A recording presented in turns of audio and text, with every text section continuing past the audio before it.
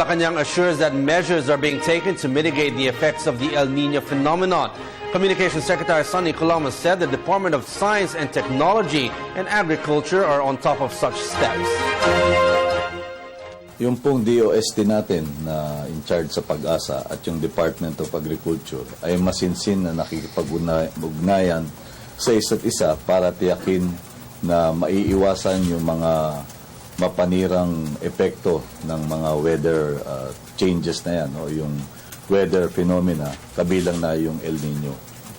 Noong nakaraang linggo lang ay nasa Davao si Secretary Mario Montejo dahil pinapaliwanag ng DOST sa mga local governments natin yung mga kinakailangang hakbang at yung mga makabagong instrumento na ginagamit ng DOST para makapagbigay ng timely information sa ating mga magsasaka at sa ating mga mamamayan hinggil dito.